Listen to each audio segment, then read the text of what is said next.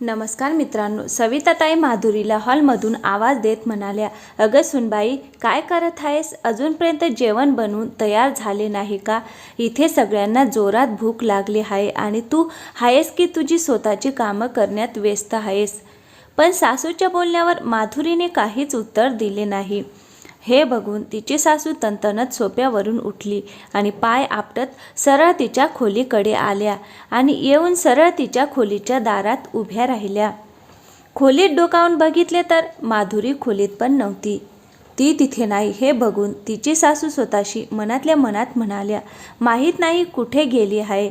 रात्रीच्या जेवणाची वेळ झाली आहे, तरी पण ही आहे की अजून किचनमध्ये आली पण नाही.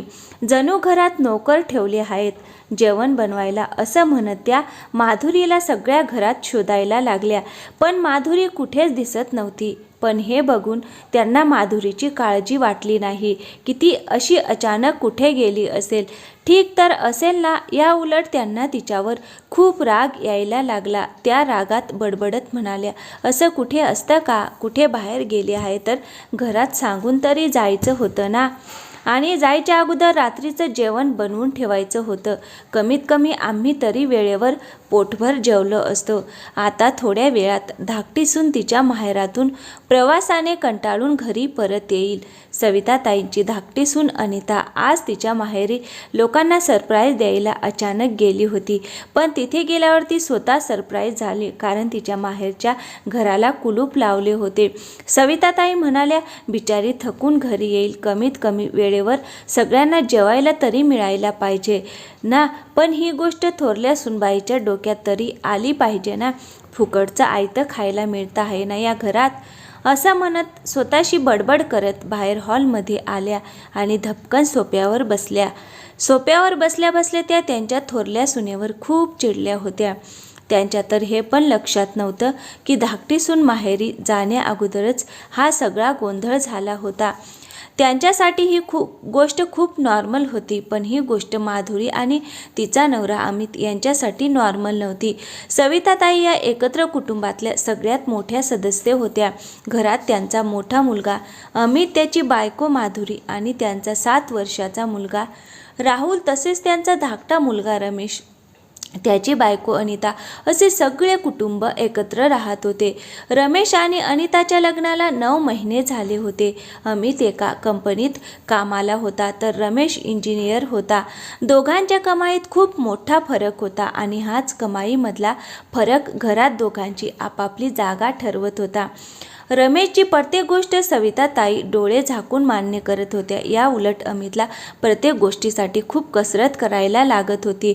एखाद्या गोष्टीसाठी आईची परवानगी मिळणे ही पण त्यांच्यासाठी खूप अवघड गोष्ट होती. अमितच्या लग्नानंतर पगाराचा टोमणा त्याला आणि त्याच्या बायकोला रोजच ऐकायला लागत होता. ती दोघं शांतपणे ऐकून घेत असायची, पण त्यावेळी त्याची आई एवढं ऐकवत नव्हती, कारण त्यावेळी अमितचे वडील जिवंत होते आणि त्यांचं काम पण चांगले चालले होते. त्यामुळे खर्च पण सुरळीत चालू होता. अमितच्या वडिलांचा जमीन खरेदी विक्रीचा व्यवसाय होता.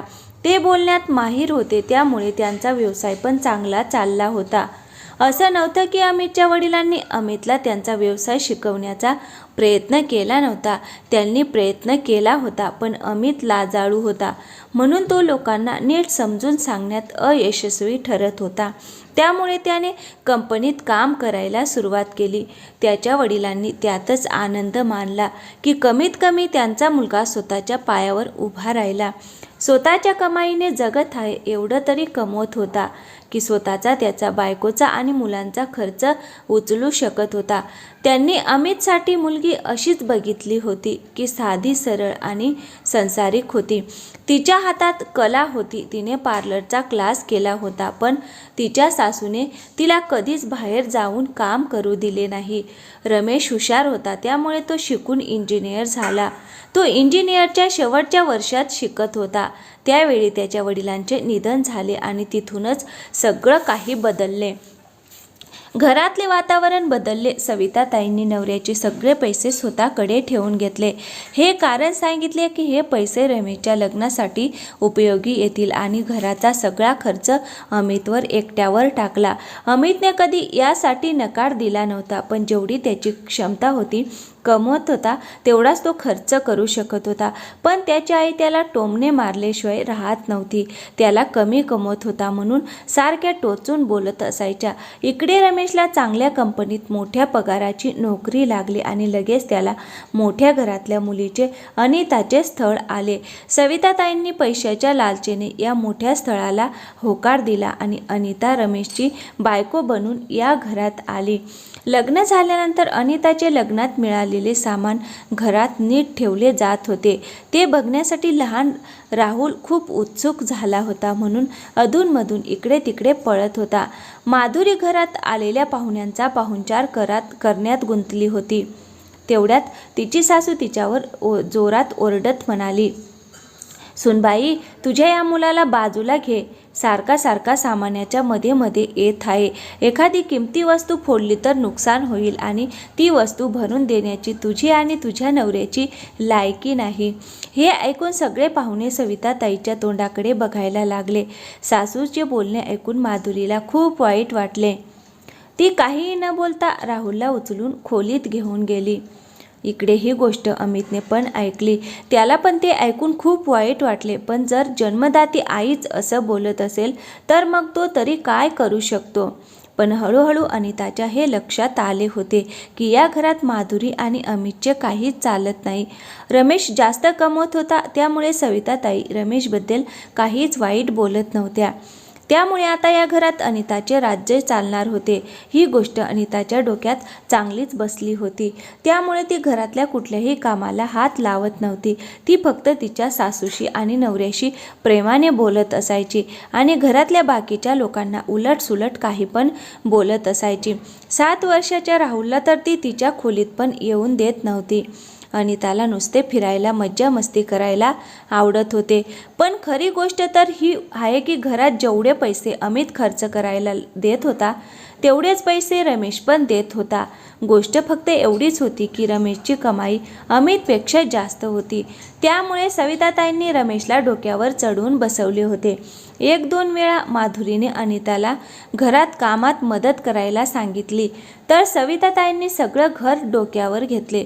सविताताई म्हणाल्या, तुझा नवरा जास्त कमवत नाही तर कमीत कमी घरातली कामं तरी तू करत जा. घरातली कामं करायची म्हणजे की तुला रडायला येते. आजचीच गोष्ट घ्या ना, अनिताला आज रमेशसोबत माहेरी जायचं होतं म्हणून तिने ड्रेस काढून बेडवर ठेवला आणि फ्रेश व्हायला बाथरूममध्ये गेली. घरातले सगळे लोक बाहेर हॉलमध्ये बसले होते. माधुरी किचनमध्ये काम करत होती. राहुल खेळत खेळत अनिताच्या खोलीत गेला.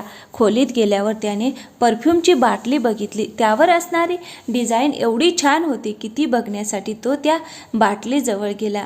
बाटली उचलून आलटून पालटून बघायला लागला. बघता बघता बाटली त्याच्या हातातून खाली पडून फुटली. बाटलीचा आवाज ऐकून अनिता पळत बाथरूममधून बाहेर आली. बाटली फुटलेली बघून आणि राहुलला तिच्या खोलीत बघून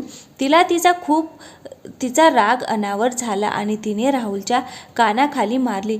तसा राहुल रडायला लागला. राहुलच्या रडण्याचा आवाज ऐकून सगळे लोक अनिताच्या खोलीत आले.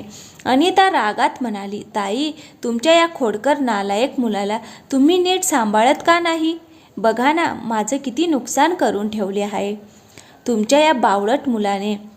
असं म्हणत तिने राहुलला मारायला परत हात उचलला. तसा माधुरीने तिचा हात पकडला आणि राहुलला उचलून घेत म्हणाली, अनिता, तू लहान आहे, चूक झाली त्याच्याकडून, पण याचा अर्थ असा नाही की तू त्याला सारखी मारशील. अनिता रागात फणफणत म्हणाली, चूक झाली ताई. तुम्हाला माहीत आहे का की ते किती महाग परफ्यूम होते? ममित मध्येच म्हणाला, हे बघ अनिता, राहुल लहान आहे, त्याच्याकडून चूक झाली, पण तू तर मोठी आहेस, तू तरी शांत राहा. भावाचे बोलणे ऐकून अचानक रमेश म्हणाला, दादा, शांत का बसायचं अनिताने? ती काही चुकीचं बोलत नाही. तुला माहीत आहे का की ते परफ्यूम किती महागातले होते ते? तुला काय माहीत, तू कधी आयुष्यात परफ्यूम वगैरे वापरले तरी आहे का? रमेश असं बोलत आहे ते बघून अमित हैराण होऊन त्याच्या तोंडाकडे बघायला लागला. अनिता मध्येच म्हणाली, यांना काय माहिती, सगळं काही फुकट मिळत आहे यांना. तू कमवत जा, हे लोक उडवत जातील, यांची लायकी तरी आहे का? माधुरी म्हणाली, बस कर अनिता, तुला लाज वाटत नाही का ग? तू कुणाशी बोलत आहेस? ते तुझे थोरले दीर आहेत. वयाने आणि मानाने ते तुझ्यापेक्षा मोठे आहेत. तो त्यांचा मान आहे. अनिता म्हणाली, माफ करा ताई, मला माहीत आहे की मी त्यांच्यापेक्षा मानाने आणि वयाने लहान आहे, पण कमावण्याच्या बाबतीत माझा नवरा तुमच्यापेक्षा जास्त कमवत आहे. त्यामुळे लक्षात ठेवा, इथून पुढे माझ्याशी बोलताना आवाज खाली ठेवायचा. आणि तसंही जो घरात जास्त कमवतो त्याचेच राज्य त्या घरात चालते.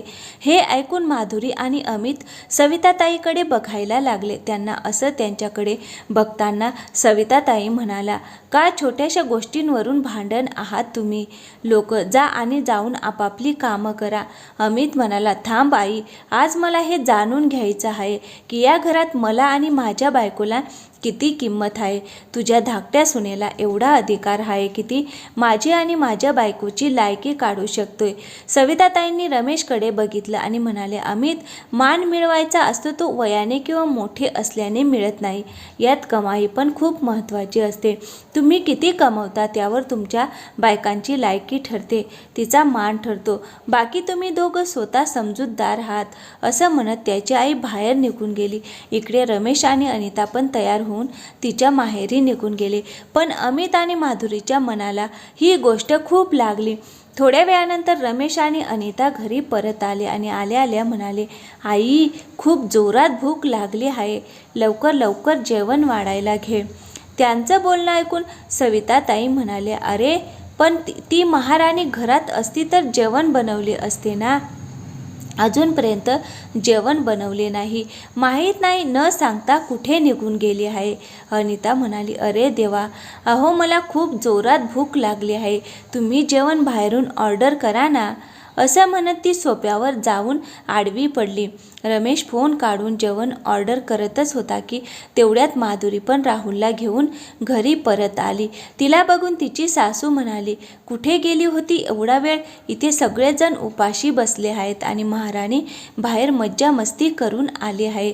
तुला माहीत नाही का, ही सगळ्यांची जेवणाची वेळ आहे. आता लवकर किचनमध्ये जा आणि सगळ्यांसाठी जेवण बनवून वाढायला घे. माधुरी म्हणाली, सासूबाई, तुम्ही विसरलात का की तुम्हाला अजून एक सून आहे? जेवण तिला बनवायला सांगा. असं म्हणत ती खोलीत निघून गेली. तेवढ्यात अमित पण घरी आला. त्याला बघून त्याची आई रागात तणतणत म्हणाली, अरे आज तुझ्या बायकोचे पंख फुटले आहेत वाटतं. मला उलट बोलायची हिंमत कशी झाली तिची. जेवण बनवायला नकार देऊन ती खोलीत निघून गेली.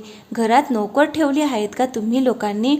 अमित म्हणाला, नाही आई, आम्ही नोकर ठेवले नाहीत, पण हो नक्कीच आम्ही आमची राहण्याची व्यवस्था दुसरीकडे केली आहे आणि तसंही आम्हाला आमच्या खर्चाचा बोजा तुमच्यावर टाकायचा नाही. तुम्ही एवढे दिवस मला आणि माझ्या कुटुंबाला सांभाळले, त्यासाठी तुमच्या सगळ्यांचे खूप खूप आभार. पण आता बस, यापेक्षा जास्त मी तुमचे उपकार नाही घेऊ शकत. असं म्हणत अमित त्याच्या खोलीत निघून गेला. दुसऱ्या दिवशी अमित आणि माधुरी त्यांच्या नवीन घरी राहायला गेले. पण सविताताई किंवा रमेशने त्यांना थांबवायचा प्रयत्न केला नाही, कारण पार्लरमधले काम सोडून माधुरीला खूप वेळ झाला होता. म्हणून माधुरीने पहिले पार्लरमध्ये काम करायला सुरुवात केली. 1 वर्ष तिथे काम केल्यानंतर माधुरीने स्वतःचे पार्लर उघडले. दोघं नवरा बायको मिळून कमवायला लागले आणि बचत पण करायला लागले. हळूहळू त्यांची परिस्थिती खूप सुधारली. त्यांनी स्वतःचे घर घेतले. पण इकडे अशी अवस्था झाली होती की अनिताच्या फालतू खर्चामुळे रमेशचे खूप पैसे वाया जायला लागले. घरातले काम तसंही तिला करायला आवडत नव्हते, त्यामुळे घरातले काम करायला नोकर ठेवले. त्यामुळे रमेश जवळ आता जास्त पैसे शिल्लक राहत नव्हते आणि घरी या गोष्टींवरून रोज भांडणे व्हायची. आज सविताताई त्या दिवसासाठी स्वतःला दोष देत होत्या की त्यांनी थोरल्या मुलाची सुनेची बाजू न घेता धाकट्या सुनेची साथ दिली, तिच्या चुकीच्या वागण्याचे समर्थन केले आणि आज त्यांना या गोष्टीचा पश्चाताप